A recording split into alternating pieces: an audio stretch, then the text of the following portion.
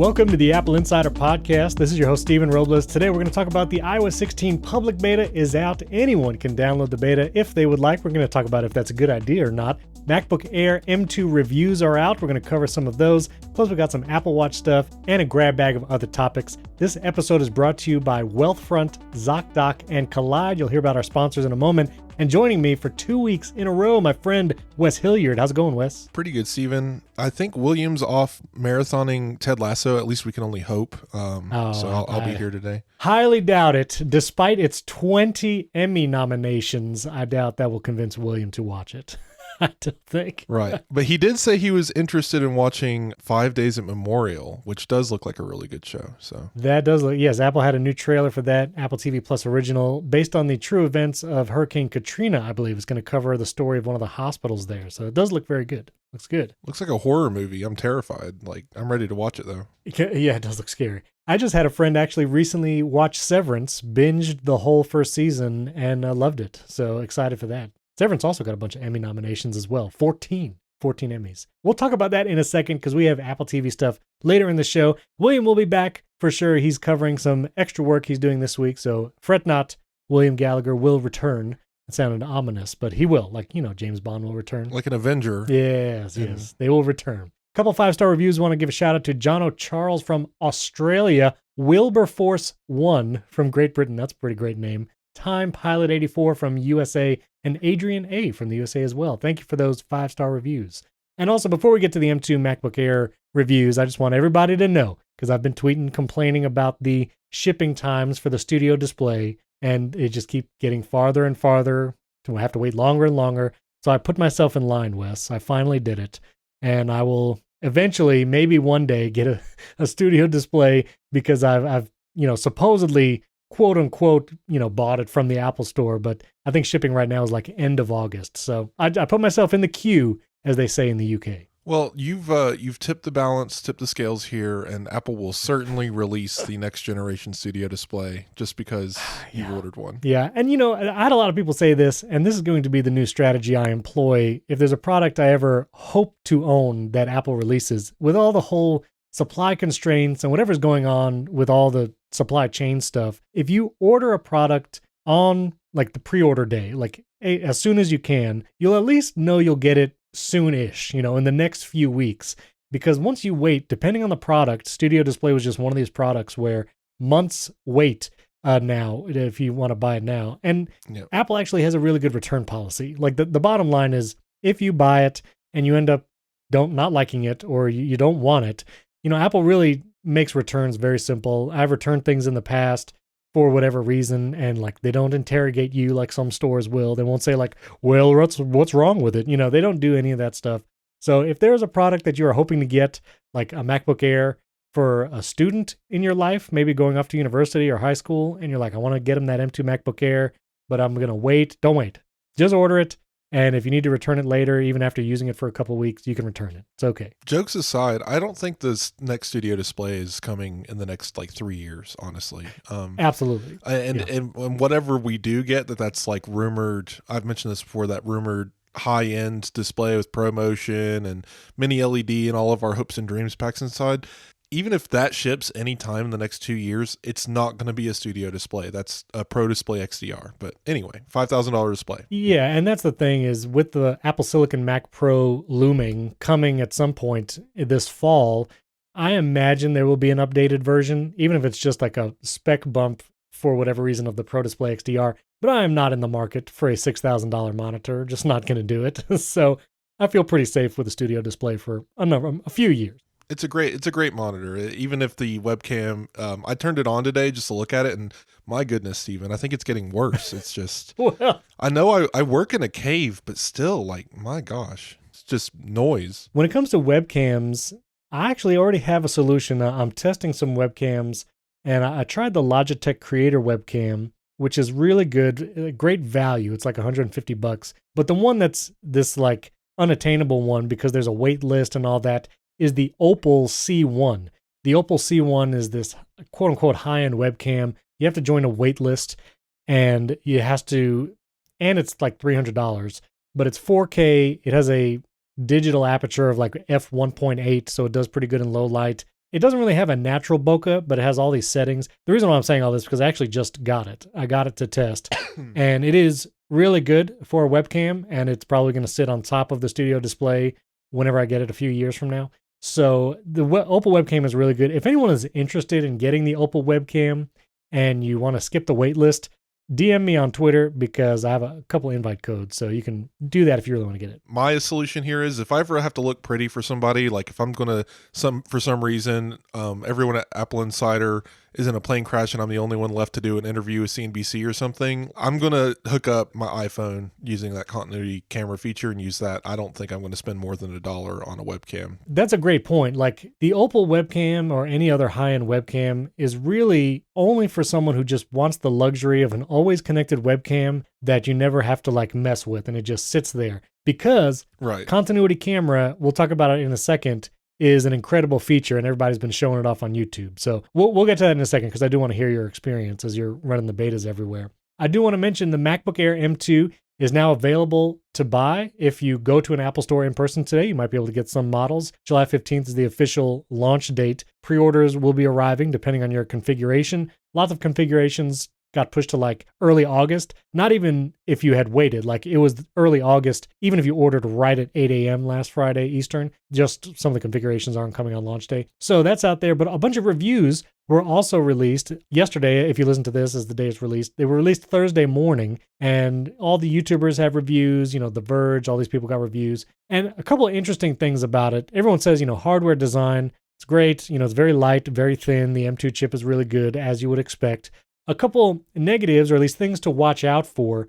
The base model memory, which is 256 gigabytes or storage, the SSD, in the base model M2 MacBook Air, there's only one NAND flash chip, which means there is actually slower speeds when accessing some of that storage. If you get the higher storage models, or at least that second tier model, as Apple sometimes does, you have like the base model and then like a second tier model. Those higher tiers come with 2 NAND storage chips, which actually means you can access data a little faster. For a lot of people getting a MacBook Air, it might not even be noticeable or matter, but it's something to be aware of. And one other negative that I saw in some of the reviews, the midnight color, which looks really nice right out of the box. I saw Justine's video, The Verge had it. It looks really nice as a color, but very fingerprinty if you care about that.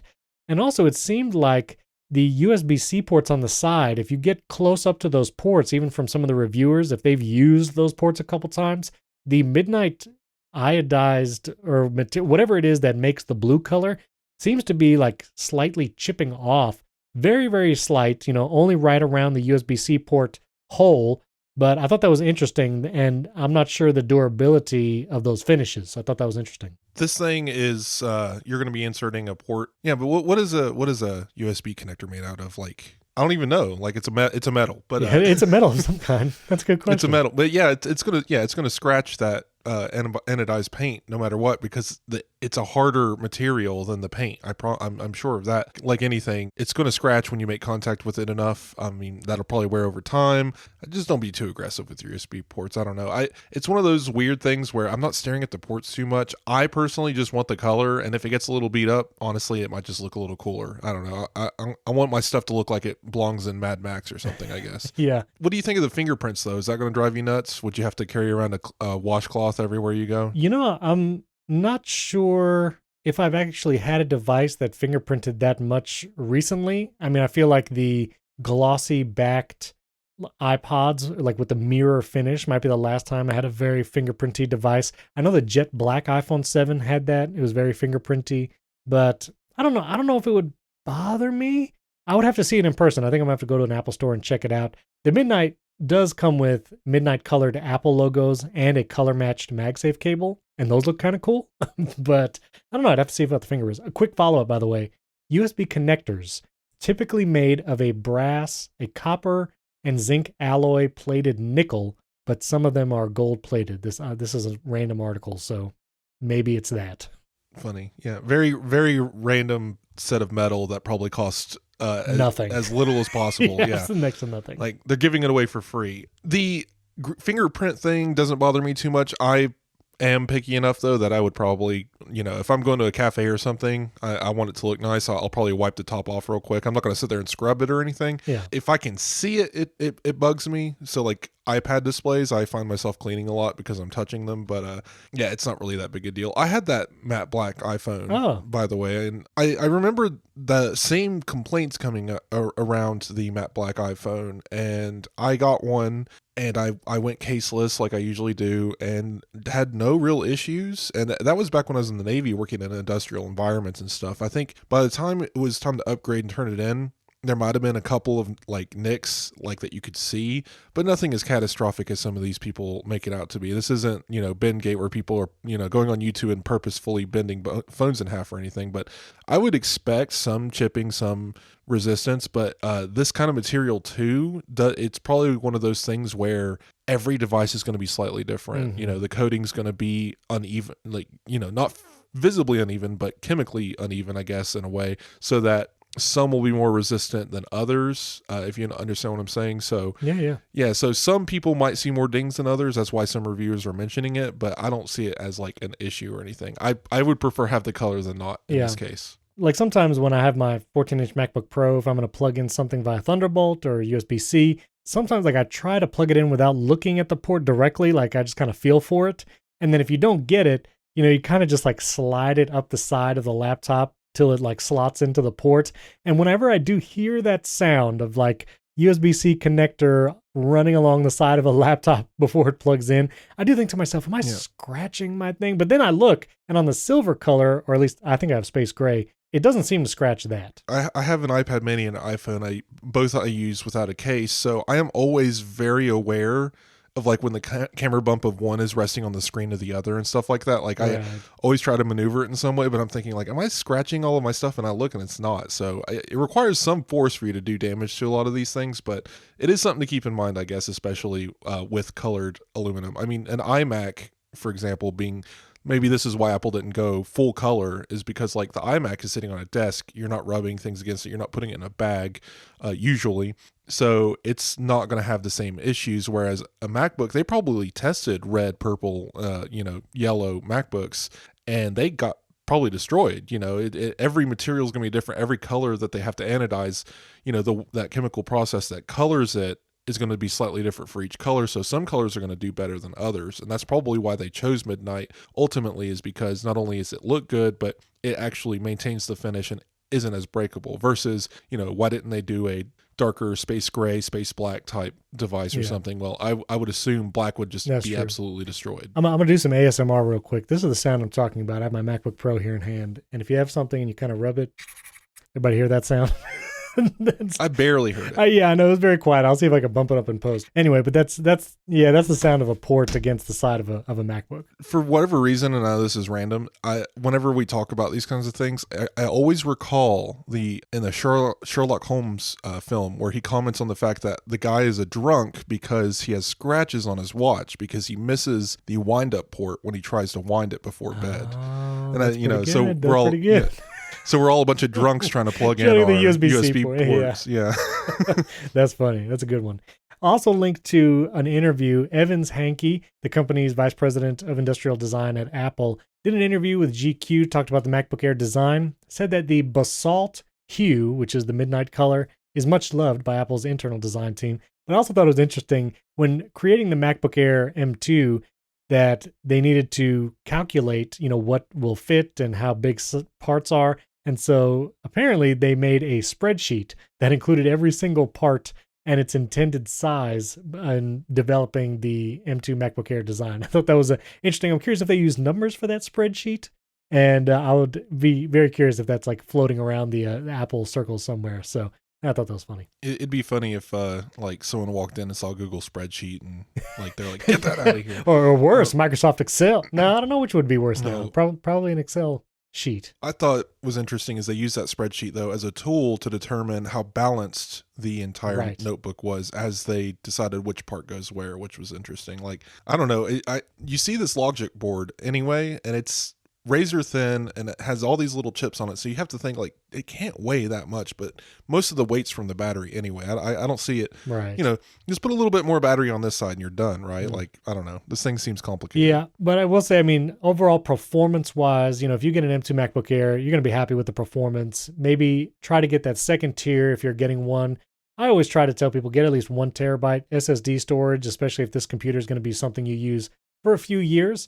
And overall, there is slightly better sustained performance, as we all expected, from the M2 MacBook Pro. That's what all the tests of these reviewers revealed, which, again, expected because the MacBook Pro has a fan, so it could sustain longer runtimes. But for all the other reasons that the MacBook Air, the design, the thinness, slightly larger screen with the notch, just use Bartender if you need to organize some of those menu bar icons. M2 MacBook Air is an incredible machine. I think people are going to really like it if they got one. Before we move on, I did do the review roundup, so I read a few of these things, and most of them were commenting on that the processor and compared to the 13-inch MacBook Pro. But like what you got to note is the difference is negligible, and the MacBook Air is a fanless machine, so even though performance is going to peak sooner and more often, you have to do a lot to get anywhere near that. And I mean, nobody buying this machine is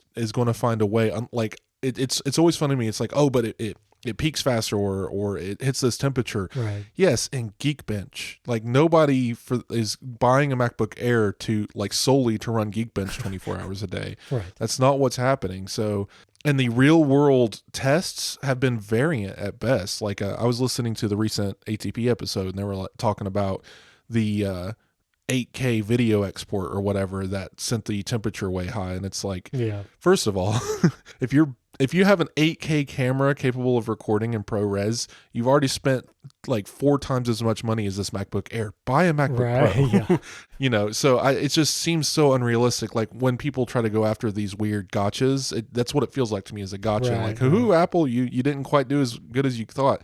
It's like, man, this thing is 11 millimeters thick, right? Isn't that thinner than the original iPhone? Oh, yeah. The design is amazing. Oh, yeah. The screen is great, all this stuff, but you can't run benchmarks as much as, as you would like. And it's like, who's running a benchmark all day? I don't understand. If you have a student going to university or high school and they need a laptop, like the M2 MacBook Air is the one to get. If they're going to be doing video and graphic design, look at the MacBook Pro. The 14-inch, 16-inch. Even for video and stuff, if it's a casual user or if they're going to university and they're taking courses on video, even then, that's true. They're not doing like absolute professional work. They're just learning the stuff. They'll get the money later for the more advanced machines. This is great for just tinkering around, learning. Yeah. So the video and the photo stuff, I wouldn't even like worry about that. Like that's true. This thing doesn't even become a problem until we start talking about intensive app development. 8K video. If you're trying to game, but again, you're not buying this thing to game. Yeah, it's very hard to clock this thing. For sure. So I'll put a link to the review roundup. And of course, Andrew's going to have several videos. He gets his on launch day on Friday, July 15th, as you listen to this. This episode is brought to you by Wealthfront. Listen, in times like these, you need to make the most of your cash. And keeping cash anywhere just isn't paying you a high enough interest rate. Instead, use Wealthfront. Wealthfront is a saving and investing app that can help you earn more on your money and build wealth for the future. The Wealthfront Cash account gives everyone a 1.4% APY interest rate, which is 20 times what traditional banks pay. So if you kept $10,000 in a Wealthfront Cash account for a year, you'd be on pace to earn an extra $140 a year instead of like $7. That means while your money earns 20 times more, you can keep saving more, whether that's for an emergency fund, a down payment, or your honeymoon. And unlike other savings options, you'll always have access to your money thanks to unlimited free transfers, free access to over 19,000 ATMs, and no account fees. And then if you ever wanted to invest with Wealthfront, you can move your money into the market in minutes to grow it even more for the long term. And I've personally used Wealthfront for investing in the past. I love the service. Their app is super easy to use. I highly recommend. Opening that cash account is super easy, and it only takes just a few minutes to sign up and start earning 1.4% interest on all your cash. And if you start now, you'll get a free $50 bonus with a $500 deposit. That's a great deal. There are already nearly 500,000 people using Wealthfront to save even more, earn more, and build long-term wealth. So why wait? Earn 1.4% on your cash today. Visit wealthfront.com/AppleInsider to get started. That's wealthfront.com/AppleInsider. That link will also be in the episode description. This no-brainer good news has been a paid endorsement from Wealthfront. Our thanks to Wealthfront for sponsoring this episode. So the iOS 16 public betas were released, so you don't need to have a developer account anymore to run the betas. Anyone can download it for iPhone, for iPad, even Apple TV and HomePod, macOS Ventura. It's all available as a public beta. When it comes to like feature, like NDAs or like features you're supposed to show off, I guess you're not supposed to show off some of these features while the betas are in the developer beta cycle. But once it hits public beta, then some of the features like officially can be talked about. And so there was kind of like this whole round of tech YouTubers doing the iOS 16 features once the public beta released because, they didn't want to break whatever developer agreement supposedly that's out there for the features. So it was interesting to see kind of this whole new round of feature coverage from different tech reviewers. But the one that's really getting a lot of the attention is the continuity camera. And if you remember, this is the feature that Craig Federighi showed off, where you can use your iPhone, put it on like the lid of your laptop or on a desktop, and your Mac will see your iPhone as an external webcam wirelessly. You don't have to connect it with any kind of cable. And you can use your iPhone camera, the back camera even, to become a webcam for your device. And you can use it in video conferencing apps or just to record it. And so you have that as well as the desk view, which uses the ultra-wide lens to actually create kind of a top-down view right in front of the computer. And so several tested it. I saw like Sarah Dici has a Twitter video, MKBHD, and it's really good. I mean, the technology is incredible that it could get something that even looks top-down from your iPhone that's sitting on your laptop lid, like less than a foot away, and it not look crazy distorted, but it does get a little distorted. Like if you're trying to have a phone or some kind of 3D object that you're trying to do a top-down shot of that's not flat on the table, and even if it's flat, you do see some of those like aspect ratios get a little stretched. It doesn't have like the exact proportions because it's doing a lot of computation to take an ultra-wide camera shot, and both have video of you as the talking head and of the desk view.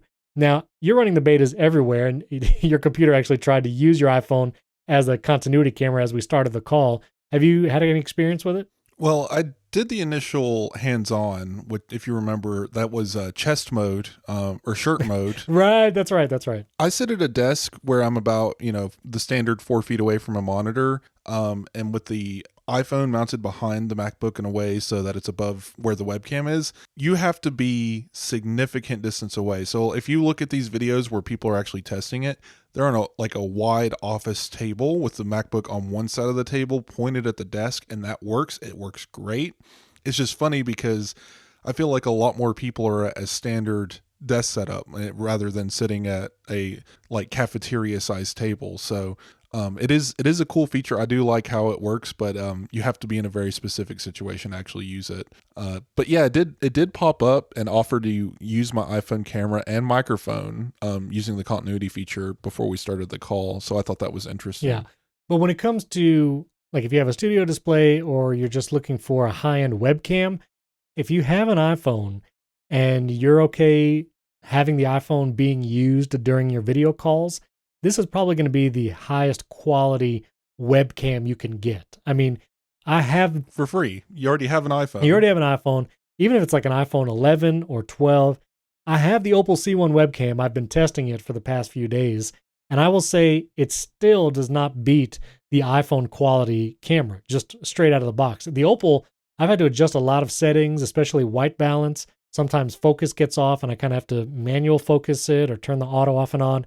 Like it's a little finicky. And so if you're looking for just high quality video, because maybe you do a video podcast or you're trying to get into that, I would say just get the iOS 16. Well, I don't know about get the beta, but wait till iOS 16 launches and use your iPhone as your webcam, and you're going to get the best quality you can, aside from using like a mirrorless or dedicated camera for your webcam. So where do you have the betas installed? Because yeah, I have it on every device, including the Apple TVs. Okay, so no, I have the beta installed on my iPad. That's the only place that I put it. And so I can't speak to like lock screen stuff or stuff on the Mac. I will see in some of the videos, I saw there's like a new video player interface in Safari, which looks really nice, more user-friendly, better access to certain controls. And these system settings, Apple is kind of adjusting the macOS system settings as these betas are released. And the one feature that Craig Federighi said was coming back was in the trackpad and mouse area when you adjust those settings. Previously, there was like real video of a person's hand on a trackpad actually showing the gestures and then showing what that gesture does. Now they've moved to, it's not video, it's actually just kind of like these blue circles mimicking what the touches for the gesture are, and then showing you what it does in the interface, which seems maybe a little less clear, especially for like a beginner, maybe not familiar with all these gestures, but they did bring some kind of illustration back. So you having running the beta on everything, what are some of your thoughts on these features? Well, first of all, the video thing I know is controversial amongst the Mac nerds who probably grew up in the 80s, but I don't know that anyone on the planet that's learning how to use gestures from settings, just because I guess it's cool having the menu there and it's nice having the option. I don't really understand like why people complain which way or the other. It's just a video, and most people are going to probably learn like all the gestures from YouTube or whatever, you know? Yeah. I don't know. I haven't noticed it. It's so weird because we're getting into that part where I've been using it so long, I forget what's new. Right. Like I'm really enjoying the standout features, like the lock screen customization I had to add. I've been going through like the photos recommendations because there's a section where you say photos and then you can say people, pets, or whatever. And photos basically surfaces like the best lock screens from your library. And the one I put in the show notes here, I've been using, and it's just so funny because it's a great picture of of my cat anyway, but I love how the depth effect, it's able to see the fine hairs on top of its head and hide the time behind them, you know? And it's just really cool. And I've seen a lot of people sharing around the depth effect, wrapping around things, or translucency and bubbles and whatnot. I think this is a really cool feature. I'm looking forward to see artists and photographers develop new custom wallpapers that take advantage of this in the best ways. The only complaint I think about I have about this is if you have a really cool wallpaper that has a 3D depth effect, it stops working if you turn on widgets, which is really annoying. I wish Apple would find a way to utilize widgets and the 3D effect, wrap the images around those as well. But for whatever reason, when you turn on widgets right now, it just goes away, which isn't kind of disappointing. One thing I have noticed as well, because I'm using Apple's all of Apple's apps, including podcasts and music, the newest beta version 3, version 2, has the new music player widget. But you just tap on the Apple Music like album art playing, and it becomes the lock screen. It replaces the wallpaper with a like just a color effect based on whatever album art is present. The album art is centered, and if you get notifications, they come in underneath, and the playing widget and the notifications move up over the album art. So it essentially becomes a part of your lock screen, and it's a really cool effect. And it also works on Apple Podcasts.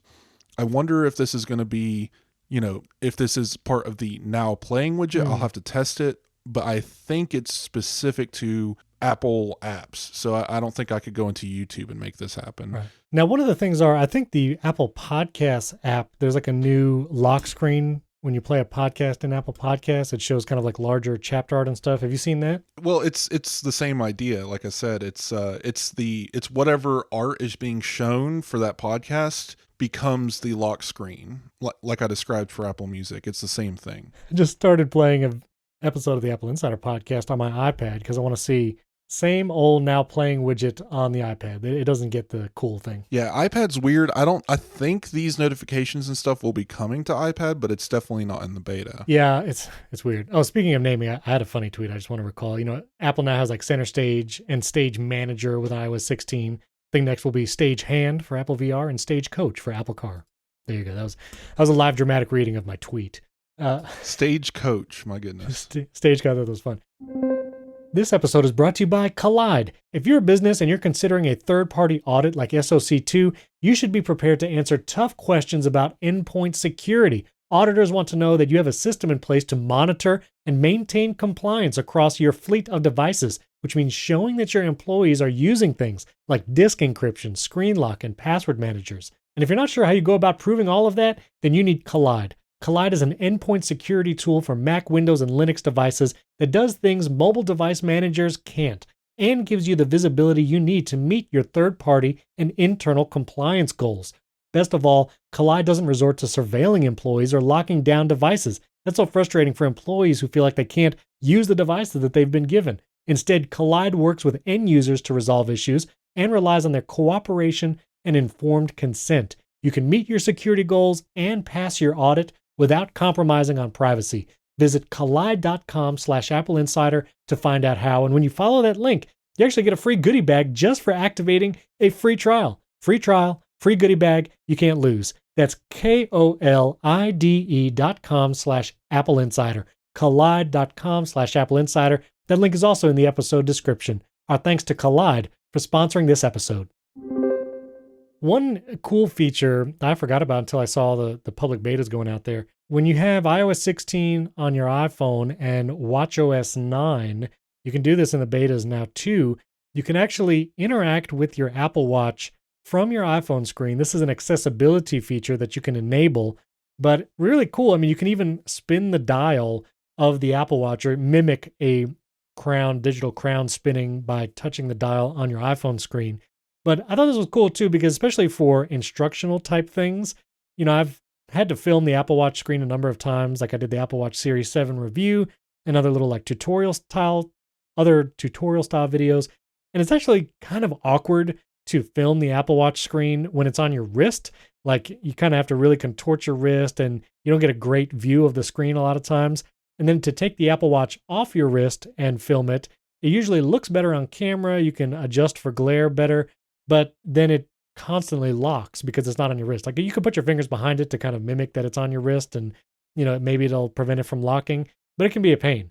This I feel like would be great because you can actually record the iPhone screen that's seeing the watch. So if you wanted to maybe AirPlay that or show that on a big screen, if you're trying to teach something to a class, but just to be able to interact with it from the phone. I think it's a really cool feature, and I think a lot of people find useful. Yeah, I think that's actually really smart using screen recording and stuff. If you want to make a video about Apple Watch, it's just a great accessibility feature overall, but I think it would come in handy in a lot of use cases. Yeah. Real-time follow-up, music, widget, whatever, it's a now playing widget. So Apple has a distinction between an iOS, Apple Watch, or whatever, between whatever object, whatever app is playing, and the now playing controls. You know this by if you're playing something in YouTube and you go to Control Center, you'll see that YouTube controls within the now playing widget in Control Center. Well, it turns out interactive lock screen thing where you get the large album art as the lock screen. Gotcha. That is a now playing widget. So I just tested it by playing a song in SoundCloud and Safari and a YouTube video. And both of those show the full screen album art. I played a AppleInsider YouTube video and it showed the what is that called? The thumbnail. It showed the thumbnail as the art, but it does do the same thing for any playing media, which is cool. That is very cool. Yeah, I look forward to that on my iPhone. I've been tempted with the public beta. I've had several friends text me and other people on Twitter being like, yep, public beta is really stable. It's working great. And I'm like, I usually do not do it. I might put my girlfriend on it, honestly, really? And go ahead and start testing the family album out and stuff, just because it's so stable. And I mean, if there are issues, it's nothing catastrophic. I mean, I'm going to do backups. I'm going to collect everything and make sure we're good, but everything's in the cloud these days. It's really hard. Now, this isn't to say go out and install the betas forever. No, we're not saying that. Nope. But nope. What I'm saying is like, what had happened as far as a testing perspective, if you know what you're getting into, if you're talk to your spouse and they're okay with okay, every now and then you're going to open Discord and nothing's going to happen. Every now and then you're going to try to play Apple Music and it's going to boot loop your phone. And that does happen. And even in this beta, I'm talking about examples that have actually happened. Yeah. Things are just not going to work. So as long as everyone's willing to accept that, the beta testing isn't so bad, and the public one would be fun, especially if you have younger family members. Maybe they want to, their kids, they want to show off the new lock screen to their friends and stuff.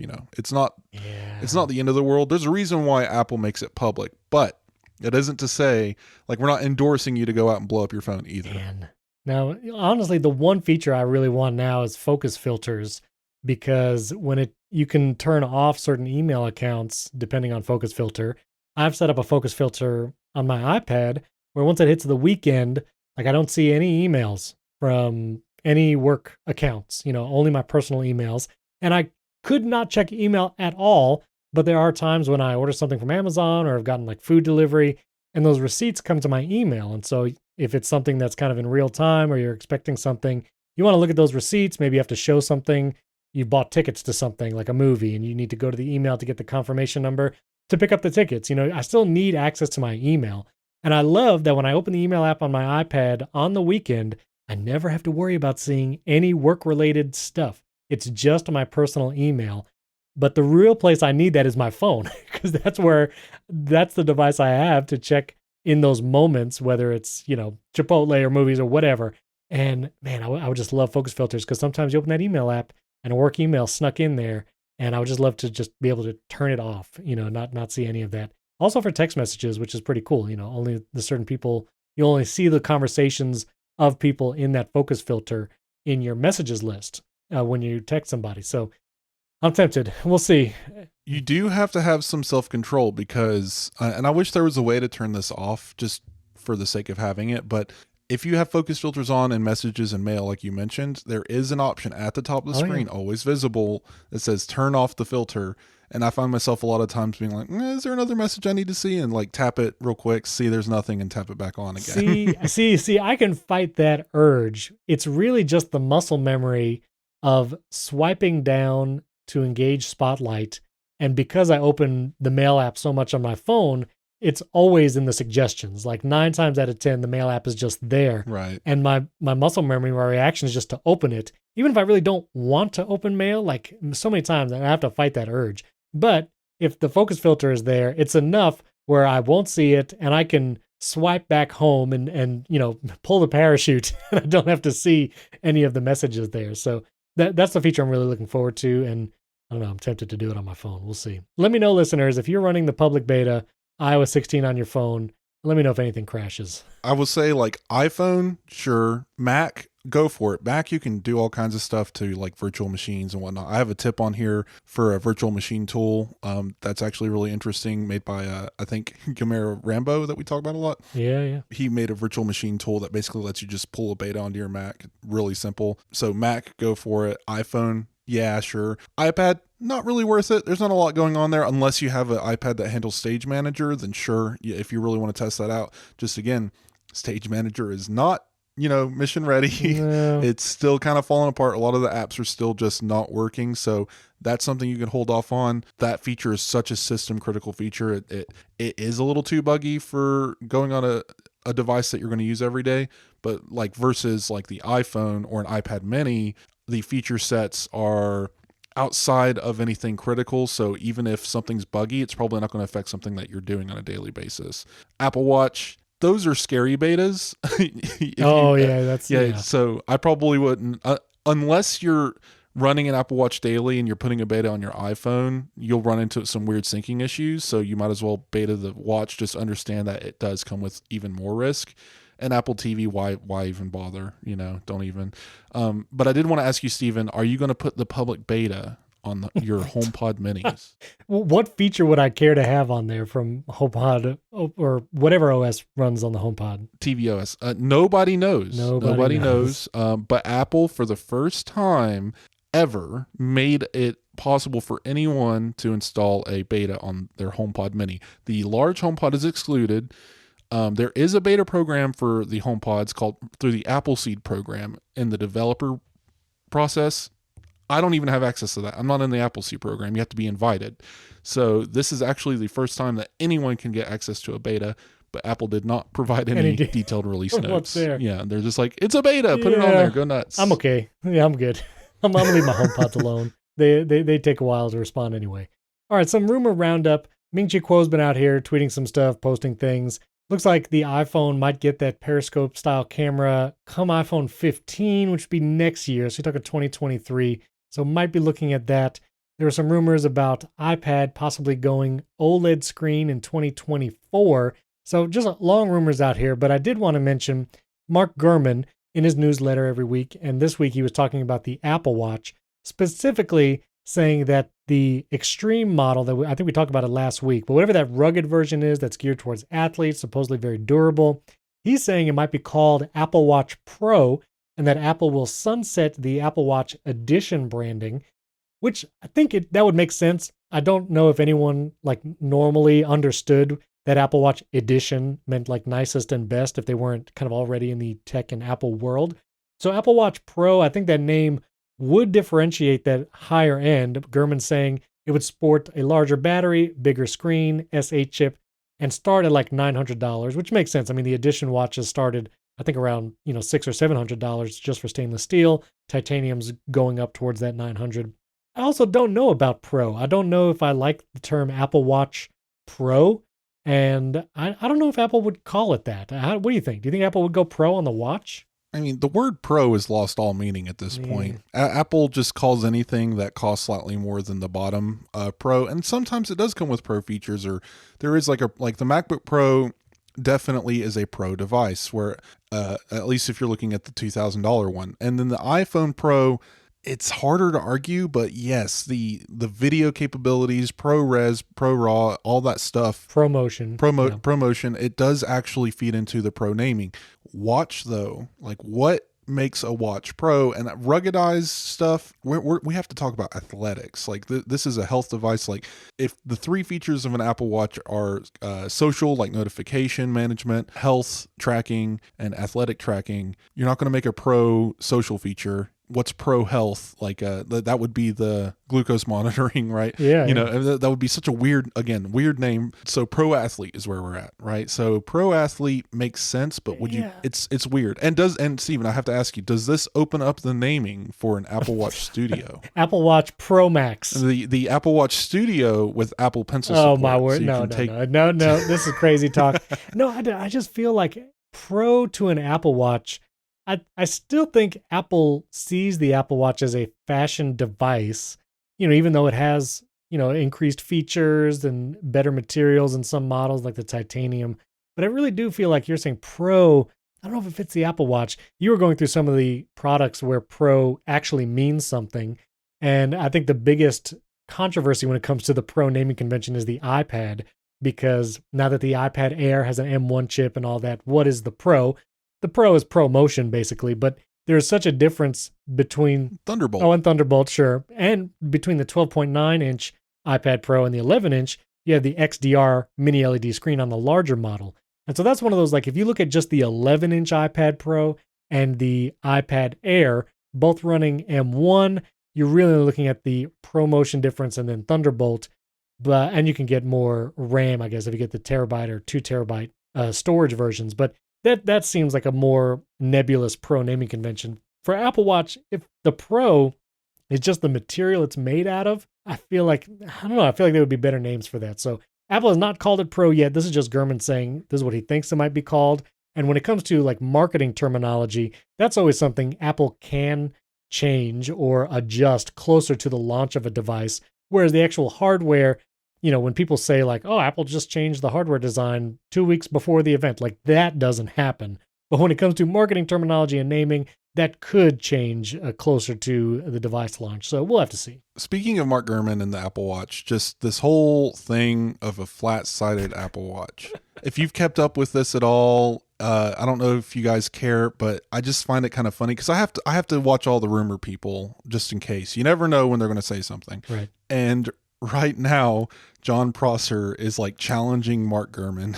What's like a fight? Is this like a Wild West type thing? No, well, so basically Gurman made a snide remark about the flat-sided Apple Watch. And then Prosser, has tweeted, like replied to him saying, hey, you also agreed days before the Apple Watch Series 7 that there would be flat sides.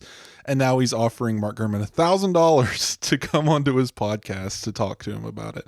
So it's just... That's hilarious. Yeah, it's like, my goodness. I don't know. It's just very Prosser-y because if you watch this guy, he is the YouTube, Twitter personality default of just extreme, and he gets paid for it. I mean, don't knock it. He's getting paid to be that extreme personality. It's just so funny to watch this kind of come into the Bloomberg Business Week spectrum. Getting called out in front of the salon of the Wild West town. But anyway, That's pretty funny.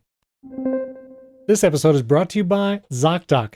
We all know the pain it is to try and make an appointment at a doctor's, especially one we've never been to before. Maybe you're looking for a specialist or just a new general doctor. Finding one that is good, that you can trust, but mostly takes your health insurance is one of the biggest headaches possible. And even if you make an appointment, maybe they said they take your insurance, but you go in person months later because, it's impossible to get an appointment. And then you find out they don't accept your insurance and you got to do the process all over again. Well, you can eliminate that entire headache because ZocDoc has a free app that shows you the doctors who are patient reviewed, and you can filter those doctors by your exact insurance. On ZocDoc, you can find every specialist under the sun, whether you're trying to straighten teeth, fix an achy back, maybe get a mole checked out, anything, ZocDoc has you covered. Listen, I personally use the ZocDoc app. It's super user-friendly, and you can book appointments right from the app. Many are available in the next 24 hours, and you put your insurance provider in your account, and you can filter doctors that take your insurance. You can read those verified patient reviews from real people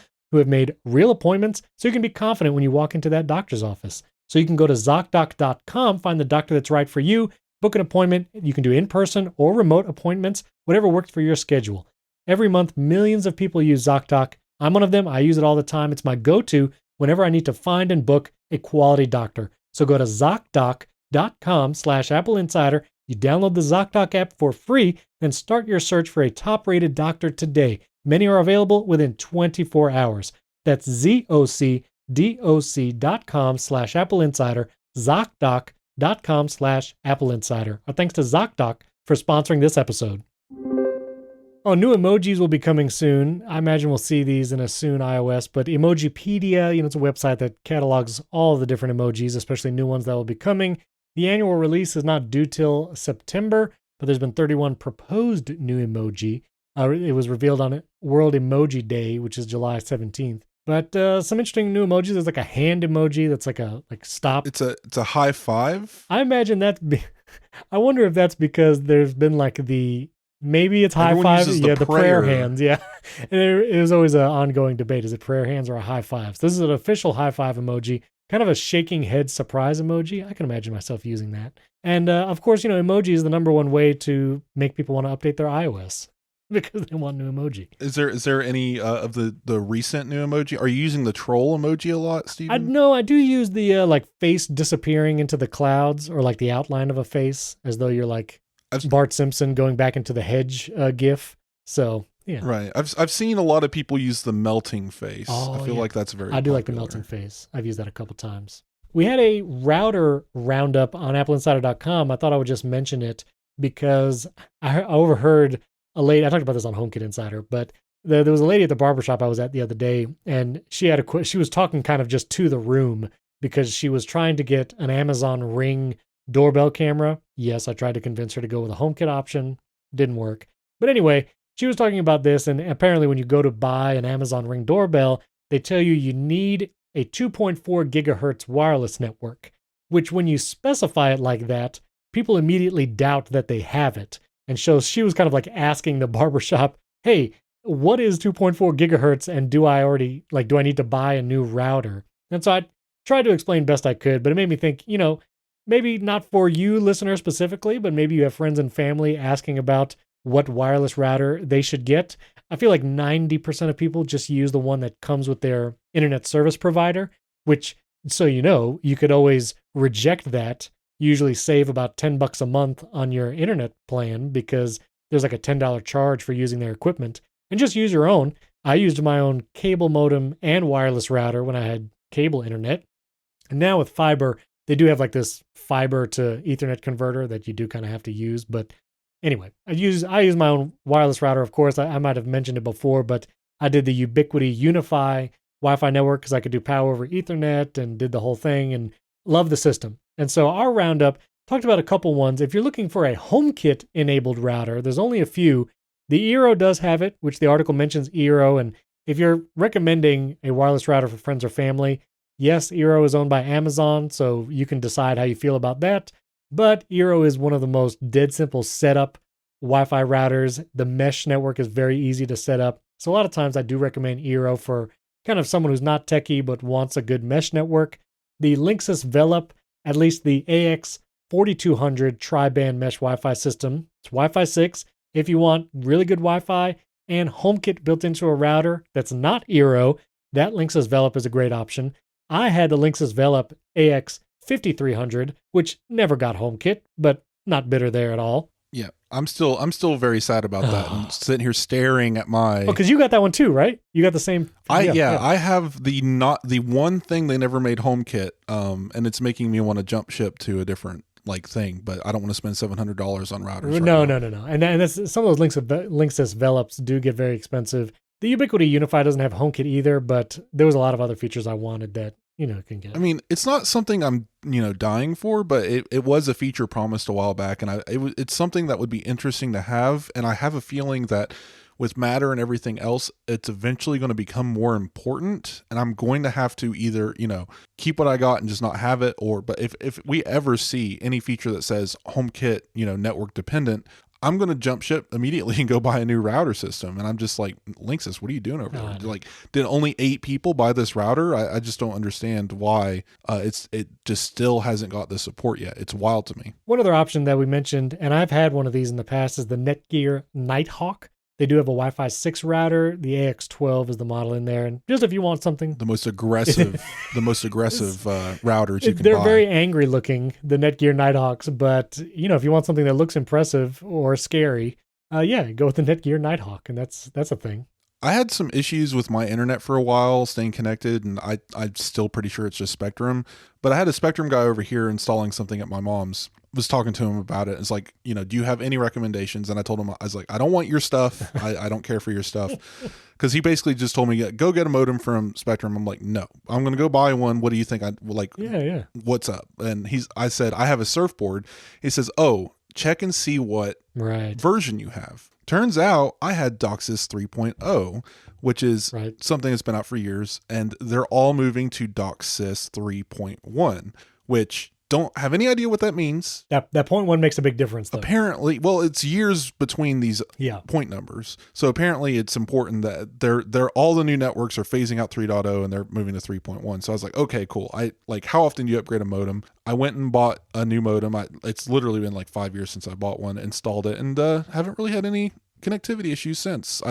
Even before, I was just fighting it. I was running wires, trying to do hard connections everywhere. I just could not figure out why randomly I would just drop connection for 5 minutes at a time and throughout the day. And I moved over to this new modem, and seems fine. Maybe other things fixed it, I don't know, but seems to help anyway. I will say, when I had cable internet, I studied all the ARIS models for that, because the amount of downstream and upstream channels change depending on what model you get, and that DOCSIS 3.0 versus 3.1 affects all of that. So do be mindful if you're getting your own cable modem. Do all the research, look at compatibility for your internet provider, all that stuff. Does Apple need to start their own cable modem business? No, but I would still be down for an Apple mesh Wi-Fi network. That's all I'll say about that. Gosh, an airport router. I'm sorry, Linksys. I would dump you in a minute for an airport router. Listen, we've said it before, but an Apple Wi-Fi router with private relay built in, Thread and Matter support, so that could be your HomeKit hub, and which is also something, one of the lady that I was talking about with the Alexa, the one who was getting the Ring doorbell, and I was trying to convince her otherwise, I asked her, do you have an Apple TV or HomePod? And she has an iPhone, she has an iPad. I know you can use an iPad as a home hub, we're not going there. But I asked her, do you have any of those devices? And she said no. And then that is a difficult sell then to say, yeah, if you're already paying for iCloud, you don't have to pay a subscription for your HomeKit Secure Video, but you would have to get a home hub, either an Apple TV or HomePod, and then you can get all these other HomeKit devices. And that's not something most people want. If they already have a streaming stick and they already have smart speakers, maybe they have Echoes or whatever. But if Apple had Wi-Fi routers, and Wi-Fi is something that everybody needs and wants, and that Wi-Fi router was better than the one provided by an internet provider and could be a home hub with private relay, you could see, look, you got all this privacy security, you got HomeKit built in, and it can act as your home hub. I don't know. I feel like that would be worth it. And it should have a screen, and it'd be an Apple TV, and be a sound bar, and a HomePod with Siri. I mean, I'd be down for it. I'd buy it. I would get it. I just wonder, Apple 1,000 no's to every yes, but why now when network security is so important? Why are we still sitting here relying on third parties. I mean, not to draw on this too long, but it reminds me of when Apple said, we partnered with LG to make the ultra-fine monitor, and it's this amazing Thunderbolt display that you'll hate for the rest of your life. Yeah. And they officially endorse like Linksys and the other one, Netgear. Sell them in their store, and it's like, it feels the same way. It's like you're endorsing them, maybe you're partnering with them and doing HomeKit, but Apple's got to be sitting there on the sidelines saying, not only could we make our hardware better and more integrated, but we could also make some money, because it seems to be in demand. Yeah. But I just don't understand the thinking here. Yeah, I agree. I wish they would get back into some of those product categories. Also, I mean, this has been rumored, but like the larger HomePod, the only reason I mentioned it, we've been out at our pool, like our pool's been ready here at our new house. And so I wanted to get speakers for outside. I would have loved to have bought an Apple speaker with Siri, because that's what I have everywhere else. No big HomePods. I needed something bigger than a HomePod mini, because it's outside and outdoors. You know, you need a little more volume. If you want any kind of bass, it needs to be a little better. And it's like, man, my only option for like AirPlay 2 that's halfway decent is a Sonos speaker. I got the Sonos One SL, which doesn't have a microphone. So there's no, hey Sonos, there's no Echo or Amazon Assistant. But to play music, I have to get my phone out and AirPlay it. I can create shortcuts, but I would love to have just been asking Siri out by the pool to play music from a HomePod.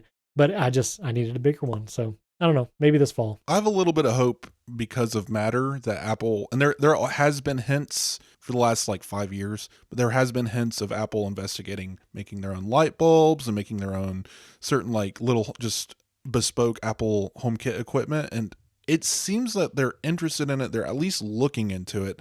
I can't see it like just going completely nowhere.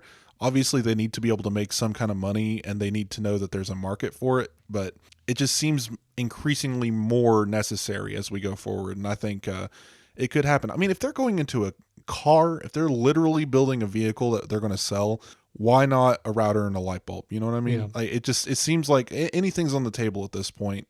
I understand Tim Cook loves saying that you can fit all of Apple's products on a table, but I don't think they're that company anymore, and they haven't been since like 2016 and when he did that interview. And it just seems to me like they're stuck in this weird place. And Johnny Ive, you know, that story and Love From finally ending their contract seems to me like a stepping stone towards that future, where I don't want them to become Samsung, where they're building houses and selling home insurance, you know, washing machines and vehicles. Like I don't know if they should go that far, but they should probably step a little bit closer to it. Yeah. You know, they're a major company. They have these priorities that their consumers, that their customers obviously also have. So why not enter markets that they care about? I don't know. Well, let's do some quick lightning round. As you were saying, Johnny Ive officially is no longer consulting at Apple. His company Love From, the New York Times had the story, that contract was not renewed. And so I don't know how much Johnny Ive was actually influencing the design at Apple in the last 2 years, but it is official that he's no longer connected to the company. So I'll put a link to that article in show notes. Also, more lightning round, YouTube Picture-in-Picture is now launched everywhere for everyone. But if you don't pay for YouTube Premium, you can't use Picture-in-Picture for music. So you can use Picture-in-Picture for non-music content, but if you want to watch music videos on YouTube or listen to music and in Picture-in-Picture, I guess watch it, then you'll have to subscribe to YouTube Premium. I thought that was an interesting distinction, but nice that Picture-in-Picture is available for everybody. Also, we actually have an ebook now available. AppleInsider released an iOS 15 in-depth guide, and so I'll put a link to the ebook in the show notes if you'd like to check that out. That's pretty fun. And finally, I want to mention this. It's not Apple related, but I feel like it's a big enough deal. The James Webb Telescope, if you haven't been following, NASA launched this telescope a few months ago, been in development for years and years. It's finally opened up all the sails and all the lenses and stuff. There was like several hundred points of failure that at any point it might not have worked, but all was successful. And the first images are coming back from the James Webb Telescope. The detail that it provides, as opposed to like the Hubble telescope, it's just much greater detail. It's going to be able to see farther, I believe. But I just want to encourage everybody. I'll put a link to the NASA article where you can see some of the first images, and it's just incredible. Like, it's mind-blowing seeing the universe. And they've even seen galaxies that are 13 billion light years away, which would have been some of the first galaxies to ever form in the universe, and I just think it's amazing. Have you seen some of those images? They're really interesting. Like apparently we've taken images of the same space before Right. with the lesser telescopes, but I've seen some comparisons between the two, and the detail that we're seeing is outstanding. And I'm really excited to see what discoveries that we make, because what I find most interesting about this is the deeper we see into space, the further away it's like we're able to see further back in time, more or less. Exactly. Yeah. Right, because of how long it takes for light to reach us to take that photo. You know, the sun is what, 8 seconds? 8 seconds away. 8 minutes. 8 minutes away. 8 minutes. Sorry. So if you look up at the sun, well, don't look at it, but that's that thing that you're seeing is 8 minutes old. So if it explodes, it takes about, well, you'd probably know about it sooner, but you wouldn't see it for Right, 8 exactly. minutes, right? So it's just always fascinating to me how that like distance works, because light literally has to travel for you to see it. So photographing light from that far away is even more fascinating. Like literally going back to the beginnings of our universe and seeing how everything started. It's wild. It's amazing. And if you look at the first image from the telescope, the galaxies that are farthest away are kind of bent in arcs because the light has been shifted. And the reason is for that is because in between the James Webb Telescope and the galaxies that it's photographing, there is a cluster of galaxies acting as like another lens in space. Again, this is millions of light years away. And that cluster of galaxies you can't see in the image is bending the light from these further galaxies in just incredible ways. So science and more science is just really cool. And yeah, link in show notes to see those images. It's amazing. Well, that's it for this week. Don't forget to leave us a 5-star rating and review in Apple Podcasts. We'd appreciate that. Of course, you can support the show and get an ad-free version, $5 a month in Apple Podcast or at patreon.com/AppleInsider. Tweet at Wes and myself your thoughts. If you're running that iOS 16 public beta, I'd love to know. I don't know. Convince me to install the beta on my iPhone. I've never done it before. I've never done the public beta on my main iPhone.